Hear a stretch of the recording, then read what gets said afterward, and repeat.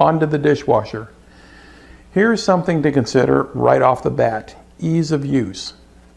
If the kitchen is long and narrow, opening the dishwasher door cuts it in half. Maybe there's an island.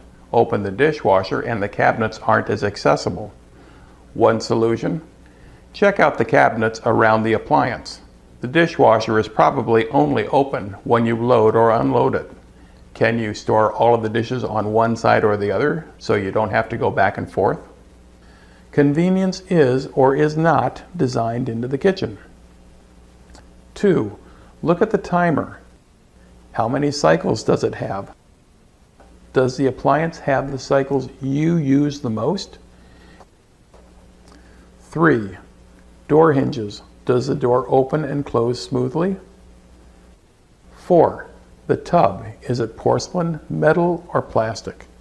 If the tub is porcelain or metal, are there any rust spots? And if so, how bad are they? If the tub is plastic, are there any cracks? 5. What is the condition of the racks, rollers, and removable baskets and the soap dispenser? How does the door seal look? Do the spray arms turn freely? Is there a rinse agent dispenser? 6. Check the timer first to make sure the appliance stopped at the end of the cycle. Now look at the floor of the tub. There should not be any standing water. If there is, the appliance did not drain completely. 7. Start the machine on a cycle and listen. Does the motor pump make any grinding noises that might indicate a failure? Does the timer advance? Are there any leaks? 8. There should be an air gap at the kitchen sink. Underneath the counter, the dishwasher drain hose goes up to the air gap and then down to the garbage disposal or to a fitting in the sink drain. The air gap keeps garbage from flowing back through the drain hose into the dishwasher. Garbage disposal. First, is the house on a septic tank? Now here's why I'm asking. You use more water at the kitchen sink if there's a disposer, and the septic tank is likely to fill up faster. Second, how substantial is the sink that holds the disposal? A thin metal sink rattles and vibrates loudly when the disposer is run, especially the heavier models. So, 3, look at the disposer. What is the horsepower rating? The smallest you'll find is just a 3rd horsepower. If you use the appliance a lot, then it may be too small for you. The largest is going to be a full horsepower or even larger. 4. Never, never stick your hand into a garbage disposer, period. Now, how do you turn it on? There is usually a switch on the wall, but there could also be an air switch in the counter. Regardless of how you turn it on, make sure the switch works. 5. Listen to the disposer as it runs. It should make some noise. If there's only a very quiet hum, it could be jammed or even worse, rusted tight. On the other hand, too much noise is not good either. The bearings may be on their way out. 6. Turn on the faucet, turn on the disposer, and look for leaks. Are there any? The electrical wire coming out of the bottom of the disposer is called the pigtail. It should be hardwired to the wall, or it plugs into a switched outlet under the sink. Either way, the wire should not just come out of the hole in the bottom of the disposer. It needs to come through a wire clamp to protect the wire from sharp metal edges of the disposer casing. Let's move on to the trash compactor. Is there one, and is it being used? A lot of compactors sit idle. Take down the model serial numbers and call the manufacturer to see how old the unit is. Open the drawer to see how smoothly the rollers and slides work. Does the bag look easy to replace, or is there some trick to it? Are the trash bags readily available, and how much do they cost? Like bags for a vacuum cleaner, they're a continuing cost of the appliance as you continue to use it. Run the compactor through a cycle.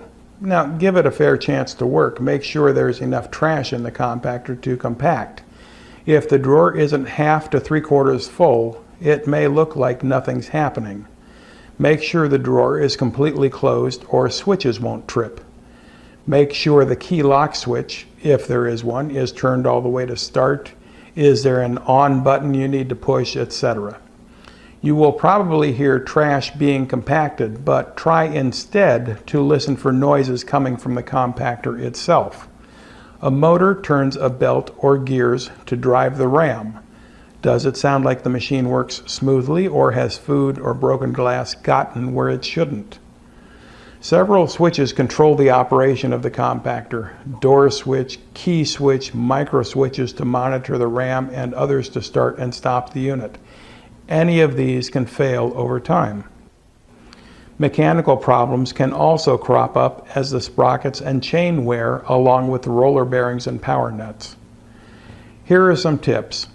First, load the compactor properly. United we stand, divided we fall, right? You've heard that expression. Don't load cans or bottles in neat rows or together. They might be too strong to compact. Matter of fact, sometimes glass bottles don't break. The softer trash around the bottle compacts instead. But glass does break, so second, put glass to the center of the trash pile, bottles laying down, and put some newspaper over it. There's less of a chance that sharp edges will cut through the bag, and the newspaper keeps glass pieces from shooting up and into the mechanics of the compactor. Third, as the trash compacts, it gets smaller. It doesn't get lighter. Don't put more in there than you can safely carry. Fourth, the compactor compacts garbage, so the machine gets as dirty as you let it. Wear rubber gloves when you clean it to protect yourself from wandering pieces of broken glass and any sharp metal edges. Make sure you see how the drawer comes out, if you remove it, to clean the rollers and slides so you can put it back easily and correctly. Ceiling fans. Ceiling fans are heavy and they vibrate. Some electrical ceiling boxes are made of plastic. They are not capable of supporting the weight of a ceiling fan. A fan should hang only from a metal electric box. So, look the fan over carefully as it hangs in the room. Is it tight to the ceiling, or does it look like it's falling down? 2. How are the fans controlled? Handheld remotes? Are the remotes with the fans? Do the remotes work? 3. Do the fans themselves work quietly? Do they wobble out of balance as they turn? 4. Are there light kits on the fans? Are any of the glass globes broken? Are there any bulbs in the sockets? Do they work? Space heaters. Some space heaters are real simple, some are real complex. The simple ones, like on the wall in a bathroom, it's basically a metal box in the wall with 2 wire coils. Flip a wall switch, the coils get hot, heat radiates out into the room. So flip the switch. Do the coils get hot? Some space heaters also have a small fan to blow the heat out into the room. Flip the switch, and again, do the coils get hot? Listen to the appliance. How does the fan sound? Is there a bearing noise? Do the fan blades scrape the metal housing? The more complex electric space heaters can seem confusing because of the way they cycle on and off. They have these things called limit switches. That is, you turn the heater on either by a switch or a thermostat. The heating element comes on, but you may not think so because to start with, it just heats up. After a minute or two, when enough heat builds up inside the unit, the limit switch kicks on and the fan blows that heat out into the room. So after a while, you're warm enough, or you are just going to leave the bathroom and you want to turn the heater off. Okay, so you flip the switch and you've turned off the heating element. But because there is still so much heat inside the unit, the fan continues to run for another minute or two. Finally, after the fan blows all that residual heat out into the room, the fan cycles off too. So when you first turn the space heater on and when you first turn it off, there seems to be this delay. You don't think the fan is working properly, but it really is. So you lose patience with it, you turn it off, you just leave it on, you kick it, you hit it with a hammer, but it could be doing just what it was designed to do. If you run into one of these, give it a fair chance to do what it was supposed to do. Washers and dryers. More so than with some of the other appliances, do they leave when the seller does? First, where are they installed? Are they in the house or in the garage? You know, in some newer homes, the laundry hookups are finally being installed in the house close to the bedrooms. This is great, especially if bedrooms are on the second floor.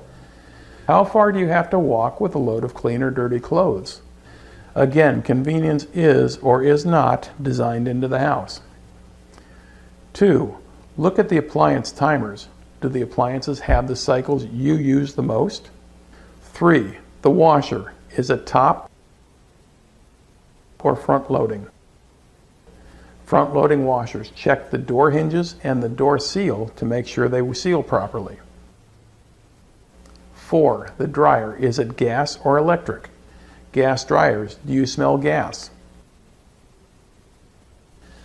5. Turn the appliances on and listen for odd noises. Do you hear any bearings grind? 6. Washers. Do you see any leaks? Look at the floor carefully for signs of any leaks. Look at the hoses that supply water to the appliance. Are they the simple rubber hoses or are they encased in a metal mesh? Does the tub turn freely in the dryer? 7. Hey, look at the dryer vent line. If it's one of those plastic accordion vent lines, get rid of it as soon as you move in. Lint gets trapped in the ridges of the vent. It restricts the flow of air and the machine has to work harder to do its job. It's more likely to break down and most important, it's a fire hazard. Seriously. Make it a point to switch to a rigid vent line with smooth inner wall that is less likely to trap lint.